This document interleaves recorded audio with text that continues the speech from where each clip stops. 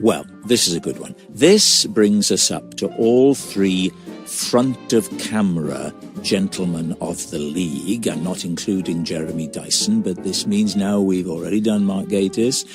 We corroborated what he said with Steve Pemberton. And now we get to spend time with the wonderful Reece Shearsmith. I arrived late. We were at a third-party location.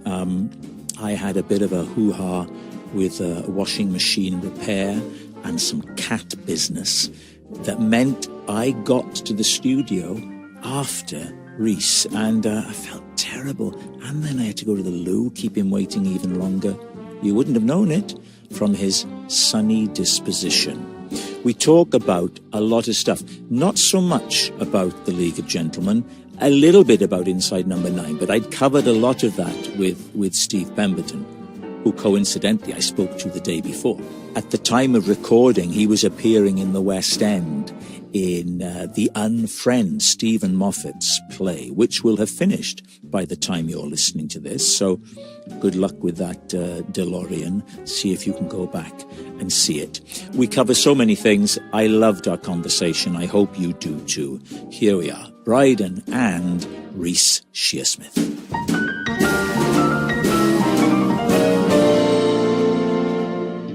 I've arrived late. I hate doing that because, you know, my guest got here minutes before me. Why were you late, Rob? We had a guy coming to fix the washing machine, and the cats were going to the cattery, and my son was going on a play date. And it just all, the guy came an hour earlier than they said they were going to. And he was a lovely man when he arrived, which didn't help. You could just see a kind face.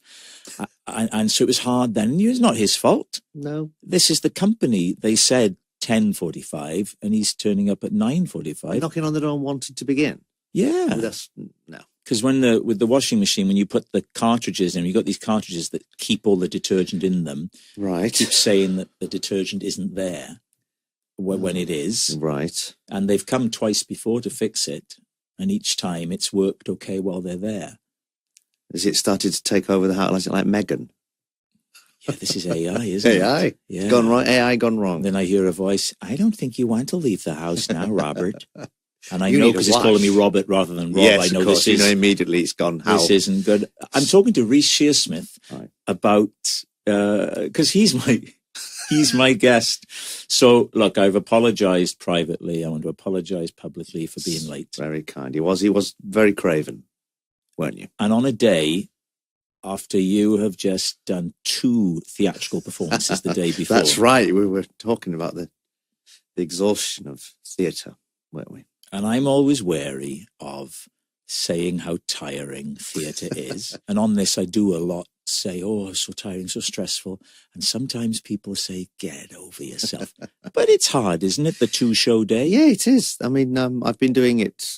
We started The Unfriend. This is the play I'm doing with, directed by Mark Gatiss, of course, and written by Stephen Moffat. And we did it in Chichester last year, and we remounted it for the West End. The thing that you hope would happen, it happened. We got the transfer, which is great. And it's a very funny play. But yes, 2-show days, when you do a matinee and then you have an hour, 2-hour break and then you do it again, you do feel a little bit tired by the end of it. Because the energy involved in delivering this thing, which is farcical, you know, it's a high energy. I never leave the stage. I'm on the whole time. Ooh. So I drive it a bit, and that can be tiring. But yes, my brother, Rob, is a trawler fisherman. So I think, well, I have to be quiet about it. Do you ever moan to him about the stresses and strains? No. Because Jason Manford's brother, I think, does something of a similar, he's not on a trawler ship, but he does what you would call man's work. Yes. And Jason, when Jason has a moan about, and Jason is the hardest working man. Jason, every time I see Jason, I tell him to do less. I'm worried I'm going to see on the news, the comedian and presenter, Jason, I'm going, because he's doing too much. Yes. Yeah.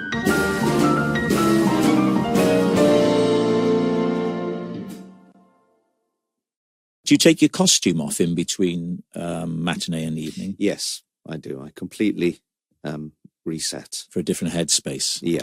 and go out and have something to eat and come back again. I did a farce. Is it a one-act farce? Well, it's in. There are scenes within it, so no, not really. I mean, it's a couple of days. It goes over a week. Is there an interval? Yes, there is. Okay. Oh, I see what you mean. So yes. you get to come on. Yes, but you say minutes. staying on the stage. I did the one where I was on the whole time, from start to finish. Right. That's quite hard. I had a funny turn as well. Did you? On stage, yeah. Hadn't eaten that day, forgot to eat. Yes. This was a matinee. Easily done. And, with it being fast, you're running around. Yeah. I'm stood there, and all of a sudden I go, oh, God, I'm going to fall over. Did you faint? No, I didn't, thank God. You know what flashed through my head? Oh, that'll always be in my press cuttings. I'll always be the guy that fainted on stage because he couldn't hack it. And there it was. I grabbed the back of the actress playing my wife, and she looked at me, she said, I went white as a sheet. And you have no opportunity to leave the stage. No. So it was the host set in a hotel room. So they were bringing me glasses of water into the bathroom thing. I'm just going to go to the bathroom. Oh, no. So you added in lines to be able to leave to get a drink of water and go back out. I might have been slightly exaggerating there for comic effect, but I went off. It's on my list to come and see. My excuse is I've got kids of school age, so going out is hard. Washing machines that are taking over your house. Oh, Reece, if you only knew. But I mean, Gatiss and Moffat. Yeah. You're not chancing yourself on untried talent, are you? No, it was very nice to just have. I mean, Mark's quite sort of elusive when he asks you to do things, and I got this. He's never asked me to do anything. Yeah, well, he will. Yeah, he hasn't yet. But yeah, I just got them. He said, "Can I? What are you doing September? Whenever it was when we first wanted to do it." I said, "I think I'm free. Can I send you something?" And then the next thing is this play comes. It's Stephen Moffat's first play. God. Will you? And then what do you think? And I read it. I said, "Yes, great. Did you like the part of Peter?" "Yes." "Would you like to play Peter?" So that was just the 3 steps of the text that gave me this amazing part. And I'm delighted to be doing it. It's a really funny. I get to do a lot of very funny escalation of keeping a lid on a situation getting worse and worse, I can imagine you doing that. And I can picture you doing that. It's sort of very stressful, but it's very funny. It's faulty, like a Basil Fawlty's like sort of, and then outbursts at the end. And I've always really reveled in disproportionate anger. I love that. I love that. Disproportionate anger. Yeah, disproportionate rage is what I sort of use a lot, and this is a perfect example of sort of that. And it's all about embarrassment. It's about the Britishness of wanting to stay polite when you're seething, actually. But you've encapsulated it, right? You said disproportionate rage. Yes. I would say Will Ferrell, unearned confidence. Yes, that's great. It would be quite fun. Now is not the time or the place. Yeah. To go through some big names and say, what's their thing? Yes. What's their shtick? Yeah. Right. So disproportionate rage is me. That's. Yeah, I think so. That's interesting. You know that I've done my impersonation of you. Yes, I think you have. Ready? Here it comes. Ready? Ready? Here it comes. Okay. Not about you. That's right. I don't know if that's a line you've ever said. I don't know. But it sounds like something you should say. Yes. It's not about you. So it's about you, isn't it? It's not about you. Not about you. Right. It's something like, I feel I've said it, but I'm not sure. You crossed your arms as well. That's interesting. Yes. I feel I've said it, but I'm not quite sure when or where. Maybe in real life. I did it one day. And I just went, oh, God. That's perfect. That's that. It's because it's not the obvious way of doing me, which is what's very particular about it. Thank you. It's very good. What would the obvious way of doing it? I think more a broader, northern, deeper voice, possibly. Because your voice now is very classic FM. It is very classic FM. But that's because I've done 2 shows yesterday. That's what we all dream of, isn't it? Yeah. From our home. Yeah. Sitting at home, just recording the links, not even having to listen to the music. Just being Xander. Yeah, that's the dream. Very good morning to you. How splendid to enjoy the pleasure of your company this morning. Stravinsky, conducted by Raphael Gestunk and the Viennese Concert Orchestra. He makes me smile. Yeah. When he started doing that, I was slightly sniffy about it. Can I be that honest? Yes, you can say. But he's won me over. Well, the funny thing with Xander, and when he does Pointless as well, is because he's so funny as a funny performer. When he was doing Classic FM and Pointless, it looks like he's playing the part of, slightly ironically. And you've got to get past and just decide in your mind, switch the switch that makes you go, oh no, he means it. Yeah. And then it's all right. Yeah. But if you've got that eye that it's sketch, you can never quite believe him. Yeah. Yeah. But no, he's really won me over. And now I feel about him as I used to about Terry Wogan. I used to like the sound of Terry's voice in the background. It didn't matter what he was saying. It was always there. And I feel that with Xander now. Yes, yeah. A little bit of music and then his voice comes in.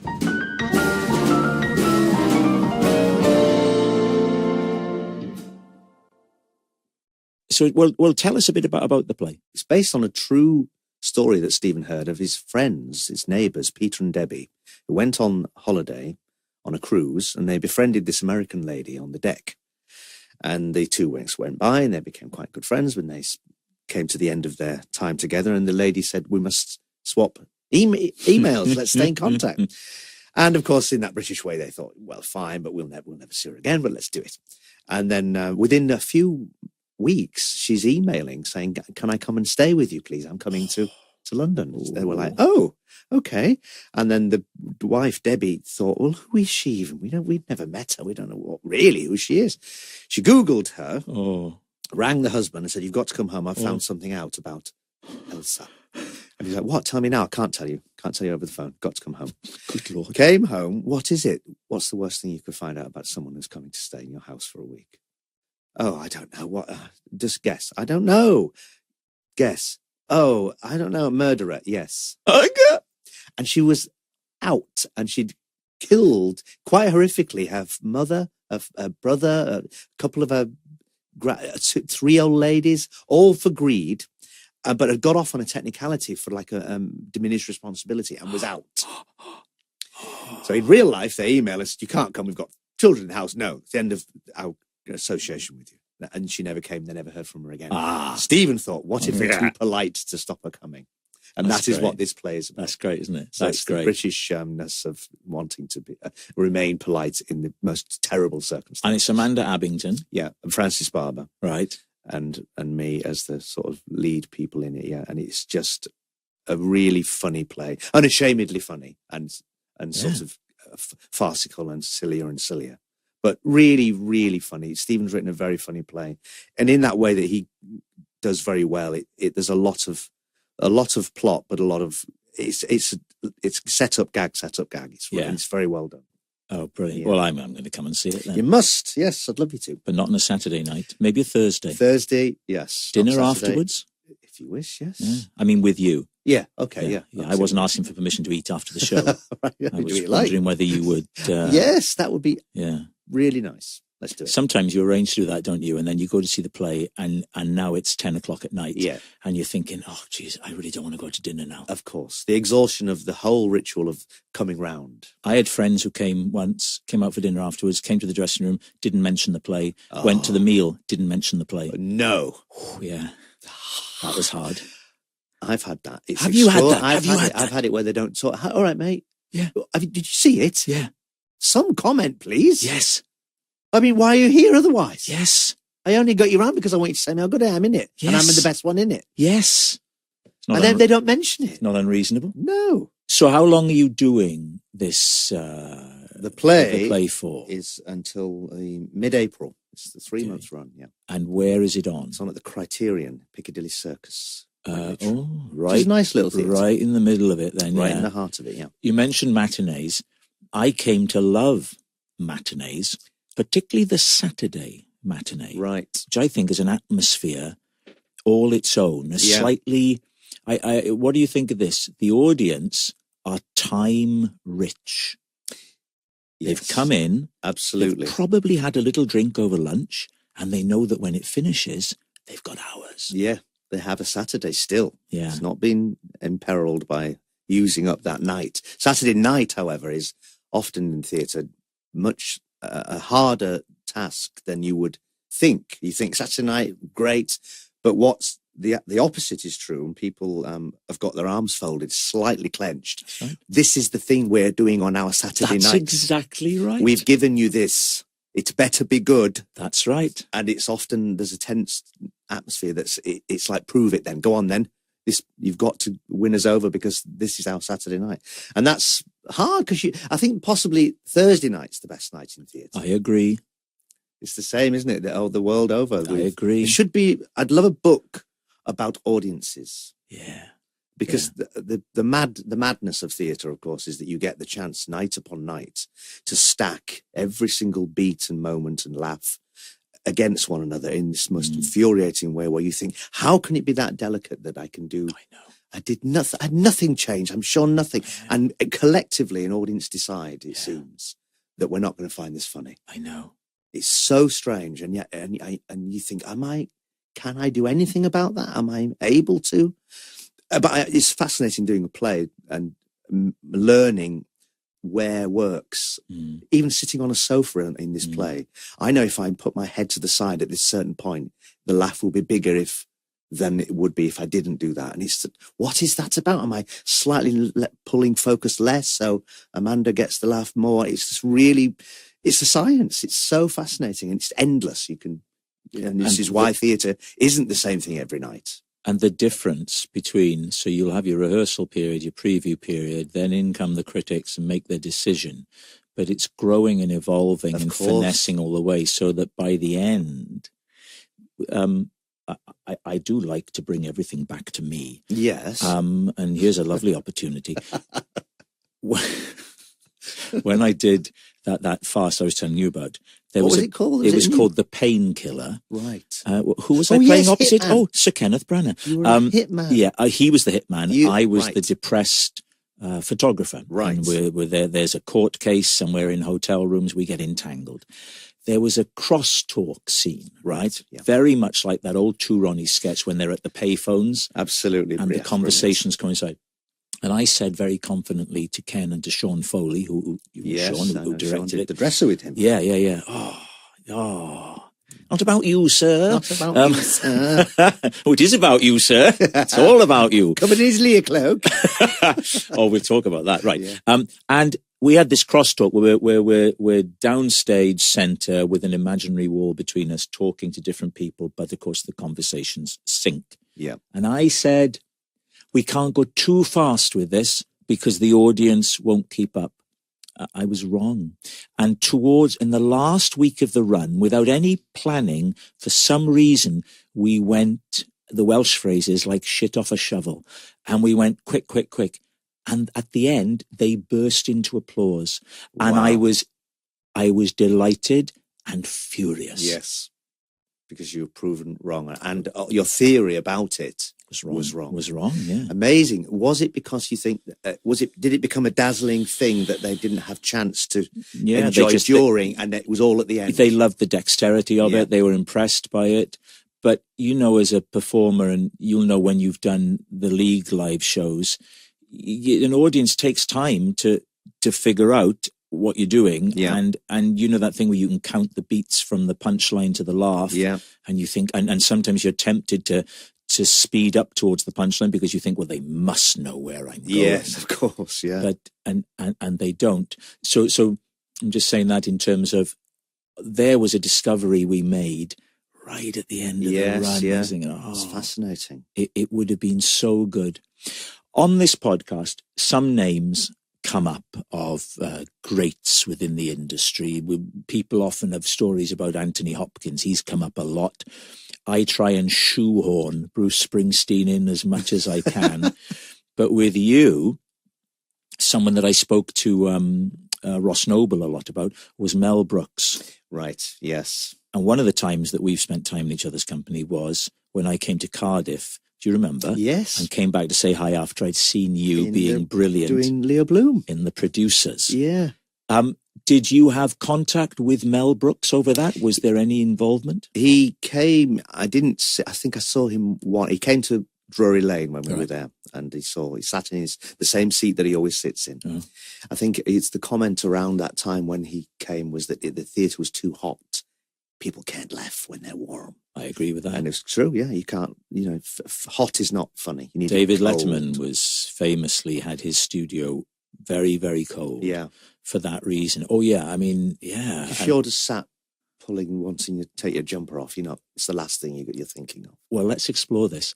The comfort of the seat. When I'm on tour and we do the sound check and I look, if I see these beautiful, luxurious seats in the audience, I'm not happy. Yes. Oh, no. Because they're a night out in themselves. Of course, yes, absolutely. Let's just settle down for the evening, possibly even sleep. Yes. That's what I used to find with producers in the West End. There was rows of people that finally have got sat, having a long day of trooping round on there. and now they're asleep. Rows and rows of people. We went to see like corpses. Went to see Reece Shearsmith in that. Producers, I tell you what, it was smashing. I got a proper hour and a half. Yeah, really good, hard, deep sleep. Because I wear with my Apple Watch, I could tell it was the deep sleep and a bit of core sleep and a bit of REM as well. Exactly. It was smashing. Yeah. Did you enjoy that show? I did. I sort of went through the madness. I mean, I've done 2 musicals in my time, The Producers, and Betty Blue Eyes, where with Sarah Lancashire playing Gilbert Chilvers. It was the musical of A Private Function, the Alan Bennett film. And they're exhausting. I mean, they are exhausting. Never mind plays. Musical theatre is proper young man's game. Have you ever tried working on a trawler? I mean, a bit full of yourself. I mean, the great enjoyable thing about musical is you're swept along literally by the music. And I never sort of felt more at home, and it felt so cozy to be in an ensemble. Huge dance numbers, and you're part of this machine on stage. Wonderful feeling. And but I did go slightly mad with the fact that I did it for a year. A year? It's a long time to do anything, I think. Yes. So and I had to do it for a year, and I sort of went, I did 3 months, it was fine. I thought, I've still got a long time left. And I did sort of go mad with it. And the curious thing about The Producers was, having done it for so long, the magic of theatre that you normally have when you do any play. I'll have it tonight, when before I go on, there's the slight excitement of there's an audience buzzing out there. Couldn't keep it up for a play for a year because you just couldn't. It was like a job. It became clocking on. Yeah. And the musicals are very much like a huge factory, a machine. You arrive at people on stage in the costume. It's not them, it's somebody else, because that person's on holiday for 2 weeks. And you go, oh, right, okay, it's going to be you, is it? And it's a different face doing that plot. And everyone has their own track, and it just works. And it's nuts and bolts to create this thing that's always on every night.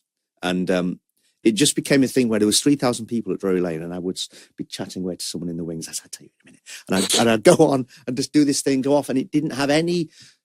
I never did it not 100%. I would always be in it and properly give it my all. But that slight frisson of excitement about being in this thing went, because I couldn't physically keep it up for a year. This sort of every night being a special night. I've met people who did 3 years in The Lion King. Oh my God. And they come away with their backs wrecked, because that stage at the Lyceum, I think, is not sprung. Is that right? Oh, right. I don't know. I could be wrong, but that's what I heard. And I knew Mark Hadfield. Probably in all fours anyway, aren't they? Being a creature of some kind. Mark Hadfield, who was with us in The Painkiller, the farce I was telling you about. Yes. He played Hakuna Matata. He played that guy, I think, in Pumbaa. Yeah. And he had to have, while he was doing it, I think they paid for them to have osteopathy or chiropractic or something every week. Yeah. But people could do themselves a mischief there, because I think it wasn't a sprung stage. And again, if you're a trawlerman, you're going to say, a sprung stage? Yeah, you are. Talking about 50-foot waves coming at you. Who did you do it with? I did it with Corey English. Oh, I've seen him. He was great. He was in it when I saw. Was he? Hey, I think he'll be my max. I think he was. Yeah, looked like Steve Wright. Yes, Little Tash. Yes, yeah. Corey's now doing the Back to the Future musical. He's playing Emmett Brown. Yeah, he wasn't in it when I saw it. Right. There was another guy, but of that ilk, who was very good. A bit like Corey, who, I hadn't heard of, but then when you see them, you go, oh, well, this guy is He's like was a great. titan within his field. He understudied Nathan Lane for a long time on Right. Broadway. It was sort of mini him, really. But he was great. And what Corey taught me was the sort of the need to be a company ambassador. He was great at being sort of what looking do you mean by well, that? he sort of looked after the company, and Yes. he took it upon himself to be always up and rally round and be not, a person that is there to be an example to everyone, that you a leader. A leader. Yeah. And sort of just be a buoyant, upbeat person when he can become a slog. Yeah. And that's not me. I'm the opposite. I would quite happily just wander in and do my thing. But I thought, no, this is, I must make a decision to do this because I think it's important. And it was a sort of good thing to think. While you were in it for a year, who were the people that played Roger Debris? Roger Debris. Well, at one point, and save the biggest till last. Yeah. I can't remember the name of the one. I can't remember the other ones. I can't remember the other ones. I mean, they came and went. Yeah. But I mean, but there you were had all one in big particular. Musical theatre people who are terrific and big things in that world. Yeah, better than, I mean, titans. But you had one person. One person came along, wanted to do the part in The Producers. I think he was a big Mel Brooks fan.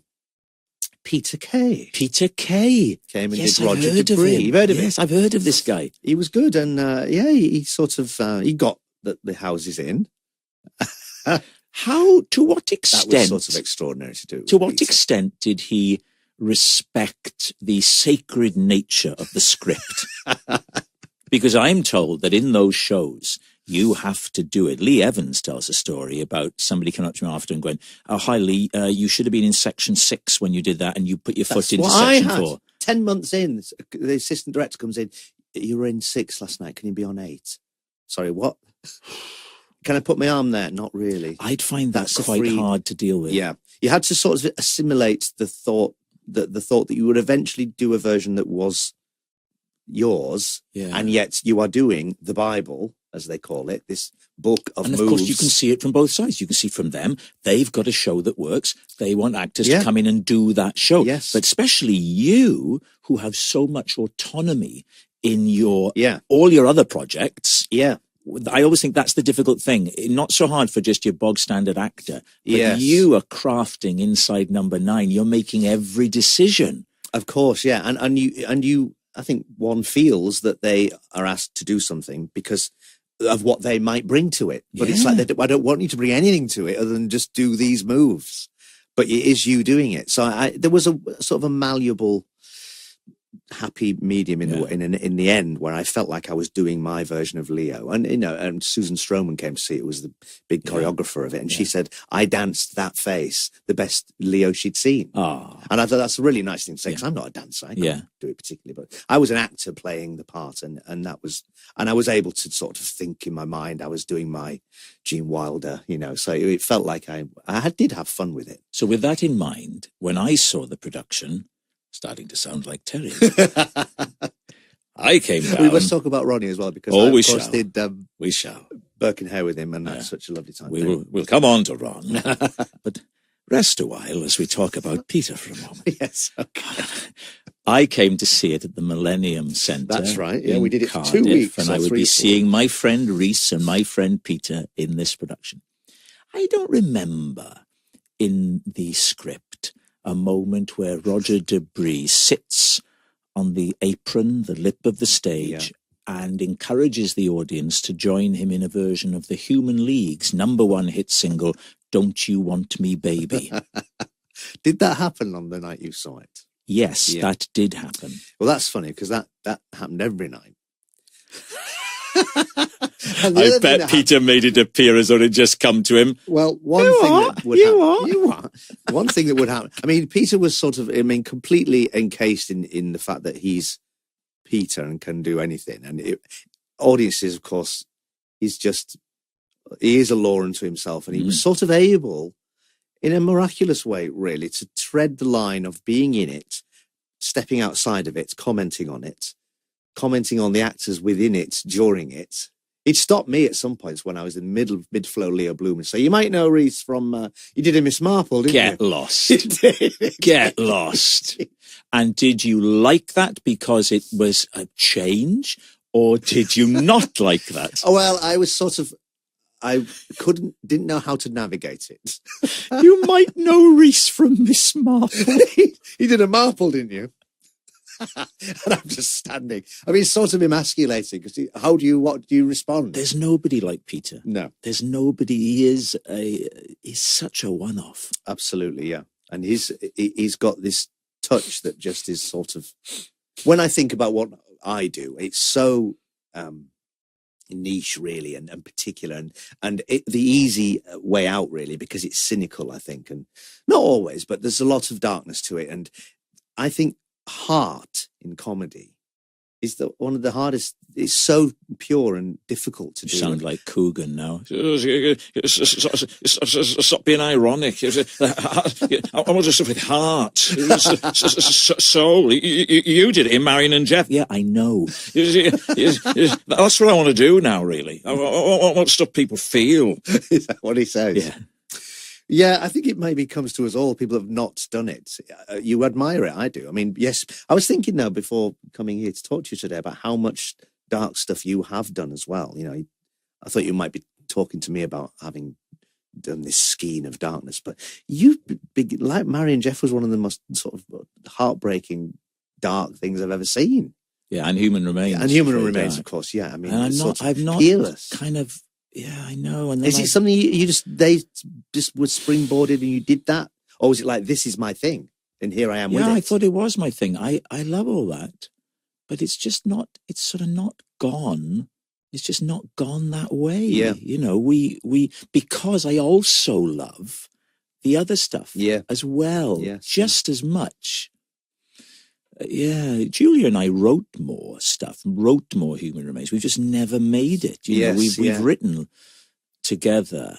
Oh, that's the loads of stuff, but we've never really sort of done it. Yeah. But Peter, so he would do that, and also every night he would sing Happy Birthday. It stopped the claps at the end of the show to say it's Reece's birthday today. Can we give him an happy birthday? And then he'd get the whole audience. And the first time he did it, funny, yes. Every night. And I think, Peter, it's a long show anyway. Yeah. Can we not do the bit where you do that? He said, oh, they love it. So I don't know what he thought he was doing, whether he thought it was a sort of like, the audience felt special that night because they got the happy birthday because it was Reece's birthday. That's right. Never was. Yeah. And we must talk about the worst crime in theatre is the deliberate corpse. Yes. Should we tell the viewers of this podcast what that is? Go on. It's when shows, particularly pantomimes, I think, do it a lot. Oh, God, yeah. They it might be flagging at a certain point, so they decide. I've never been in a show that has a moment like that. Well, no, neither have I. That wouldn't be funny, and perhaps to give it, to be kind to this idea, maybe it happened for real to start with. So something happened. They went wrong. They got a huge laugh. It invigorated the rest of the show. It was brilliant because it did get a genuine laugh. And then the terrible thing is they decide among themselves, let's do it again. And it happens. And then you see these times where, and I've never really seen one where I've not been able to spot that it wasn't real. Mm.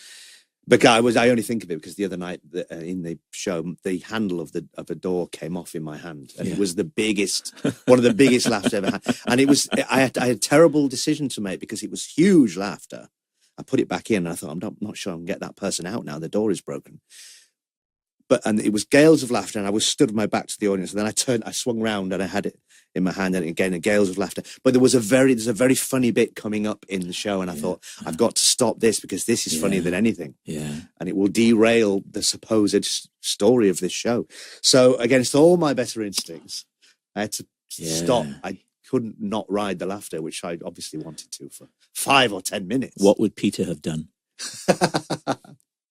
He'd have kept it in. He'd have done 10 minutes on doors. Yeah, possibly. I don't know. I had a door. I got a door at home. Got a door like this. Yeah. Yeah, maybe. I don't know. But yeah, it was great to do it with Peter. He was lovely and he was brilliant. Well, he is. As his Roger... He is. Yes, I mean, he is, He yeah. is. But to sort of apply what he does to Springtime for Hitler, when he gets to do that number, it was great, yeah. When I toured on a tour about 10 years ago, maybe a bit more, I was touring around, and when I was up in North, he came to about 5 of the shows and sat in the wings each night. And it was the Keith Barrett show tour. Yes, yeah. And in that, I would get, in the second half, I would get a couple out of the audience and do kind of marriage counselling with them. And they'd sit on the stage and I'm sat there. And one of them, because they said, would look into the wings. Peter Kay sitting in the wings? And he'd always gesture to them like a teacher would to a pupil. Yeah. Tell him to keep on looking at me. That's really funny. And he would be in the wings, and he came for about 5 of the shows. Just the funniest guy. And I remember once I was up north in Manchester doing a thing, and he picked me up to go for lunch. It was the day. It was may have been a different show, maybe I can't remember. And he picks me up, and he's going to take me to Bolton for lunch. And we're coming down a slip road to join a big dual carriageway, busy trucks and everything. And he, I loved the show. I absolutely loved it. He said, it was so good. And you know what I really liked about it most of all? Gary Barlow had got in the car. He said, you know what I really liked? He said, no bad language, right? And as he said it, this truck nearly puts right. And he goes, I don't know, I don't swear much of this, but he goes, there were no fucking hellfire. So I don't know how much he'd planned that or how much. It was perfect. But just crying with laughter.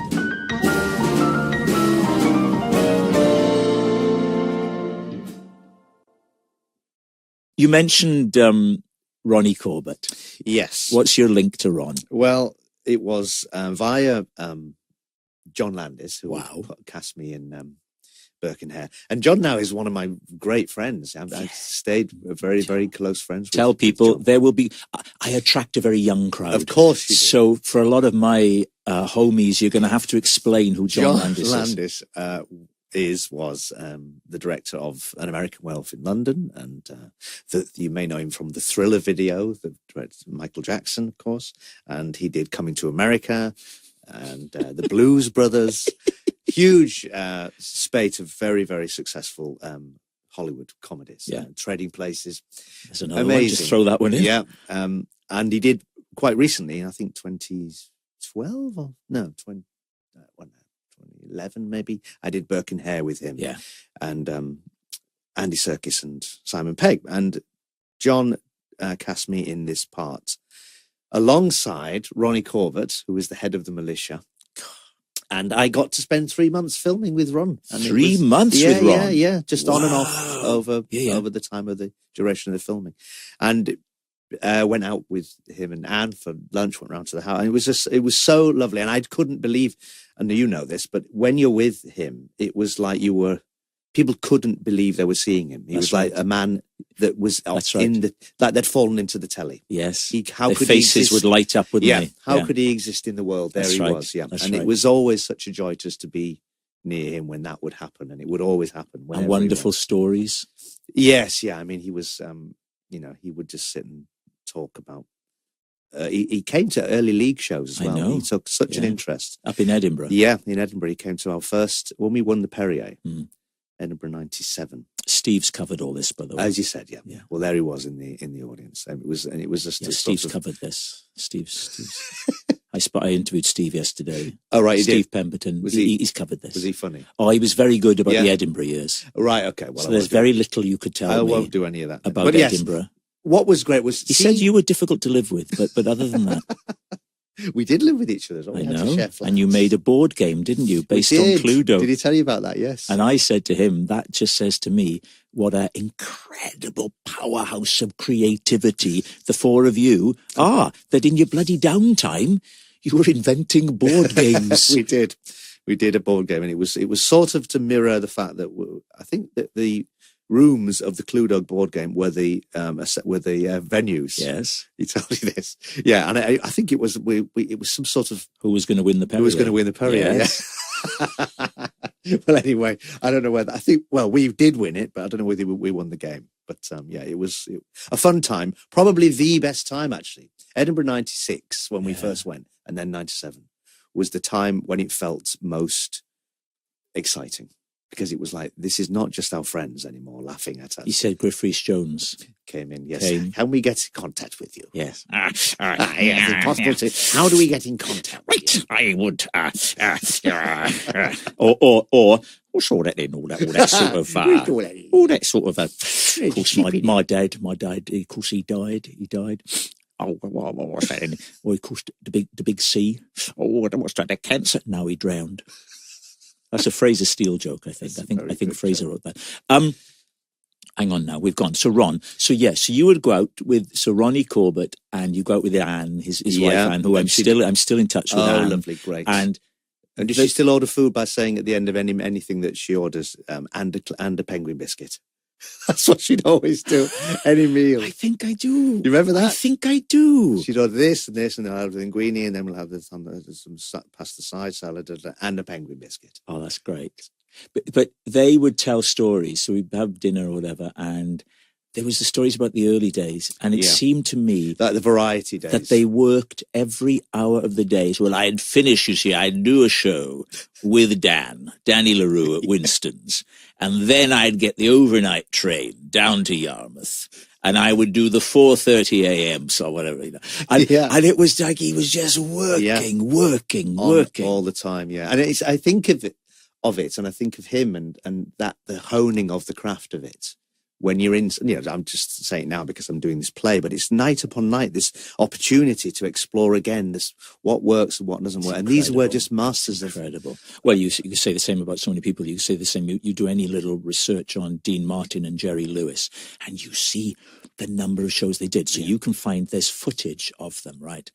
My God, it couldn't be tighter what they're doing. Yeah. The timing is exquisite. Yeah. And it can only come from just again and again. And yet it looks like nothing's happening. That's right. It looks like it's just coming to them. They're just doing it. Yeah, the easy manner of it. It's extraordinary. And that's what you realise when you've got something that's so slick. I mean, the League was honed and worked on stage, and I think partly why it arrived fully formed was that we were very assured with the sketches themselves, because we'd done them forever on live, and they became filmed versions of them, but we were they were emboldened by the fact that we sort of knew they worked, regardless of what we thought people might think. We thought, you can't deny them. They're sort of very sure of themselves, because we were very confident in the material by then.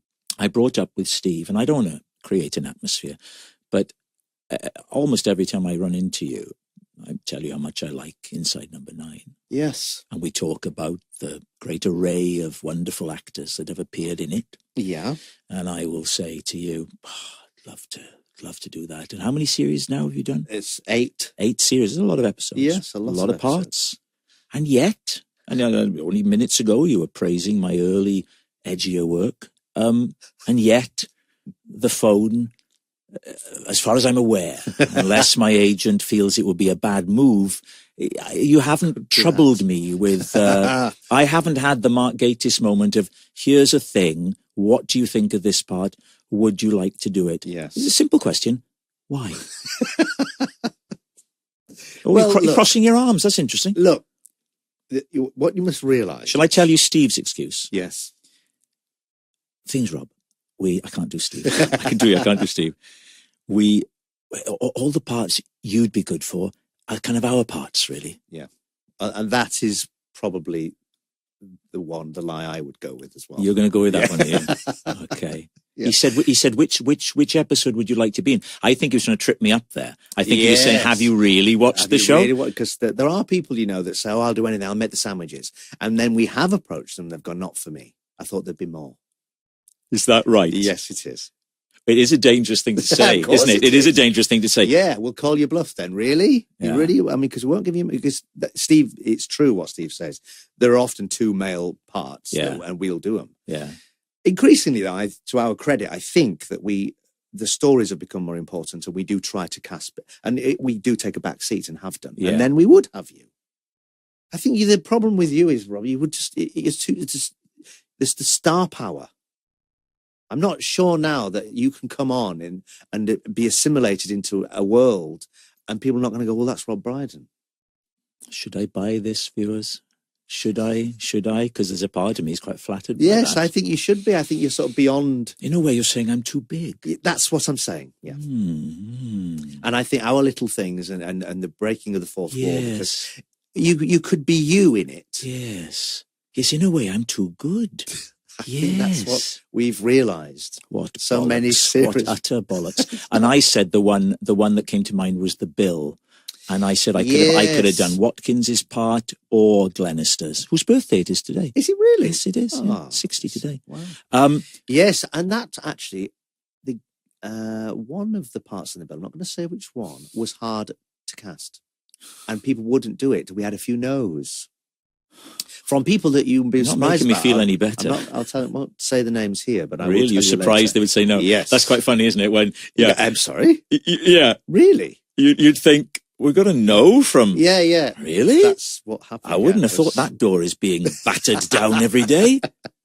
That's exactly what happened. Oh, how interesting. Yeah, I mean, yes, we've had great people in, and I know you have. It's lovely, to have people now want. A hell of a lot of my friends have been in it. Steve Spears did it. Yes, the one in the changing rooms for the football. That was good. That Jason, was everybody. to me, yeah, I know. All right, never mind. We'll let it go. I don't know anything about your home setup. I don't know if you're a dad, if you're married. I don't know anything. I am a married man with 2 teenage children. Just both gone. We're empty nesters. You've just got. My son has just gone to university, and Holly went a year before. So. And how old are you? I'm 53. I see. Yeah, 57. Wow. So. Yeah. So it's it's a new sort of new world for me and Jane again. We're back like just being ourselves. How is it? It's good. It's still. I've been slightly helped out by filming and being away, so I didn't get the initial. They've both gone. Yeah. Jane had to deal with that herself, and it was like, and I was away, and so I did. It bled in slowly, and then we were all back for Christmas, so we were all back as a family again. So it was nice. But will it change how you look at work? Because I think that once my boys, now they're 14 and 11 at the moment, right at the time of recording, yes, that once they've gone to wherever they go, uni or whatever. I imagine that Claire and I will travel a bit, and I would probably take some jobs that I wouldn't have done otherwise. Right, yeah. I think so. I mean, I like the idea of having freer time. Of course, what you realise is it's never ending. It's now they're not in the house. It's only worse. You don't think, well, they're adults and they're doing their own thing now. You're just only thinking, what did they get back tonight? Where are they? Because they're not in your. Are they on Find My Friends on your phone? I've not got that. Yeah, you got a mobile phone. I've got a mobile phone, yes, but you don't operate. I don't have that tabs on them now. Could you? I could. I mean, I asked if I could have one of those ankle tags, but they didn't want to do. Because your son, he had that for a while anyway. Didn't he did, yes. And I know you asked the people if you could. Well, it was filed off. Yeah, they snapped it off. I think. Yeah. So it was broken. Yeah. Imagine if your son had been involved in something like that, and he genuinely had an ankle tag. And you just thought how insensitive of me. And the inference of my joke would be, well, you could never be in that situation, could you, Reece? Well, actually, there's been some terrible things. I don't believe you. No, I'm joking. This is just your dark sense of humour that delights in not giving parts to talented actors and then telling them it's because they're too well known. You are. That's what it is. People would just be, the artifice would be ruined by your presence. Let's end it there. Reece, what a pleasure. It's been lovely. Thank you, Rob. And I'm glad that we talked about the theatre and acting and the technicalities of comedy as well, because that's, endlessly fascinating and not easy to do. And people think it is, and it isn't. Oh, I could talk about that till the cows come home. Of course. I hope you've liked that I haven't asked you perhaps all the usual questions that you get asked. Yes. Because I would only say the same answers. I wasted those on Pemberton and to a degree Gatiss. Right, okay. Good. Well, this feels like I've spoke in areas that I don't normally talk about, which is always enjoyable, that, isn't it? In Yeah, an it's interview, great. and someone you sometimes get Yeah. you get those, and you sort of go, oh, that was lovely. yeah, it genuinely was, yeah. And I've said we're ending it, and look, we've given listeners an extra 30 to 40 seconds, almost effortlessly, but it's now stopped.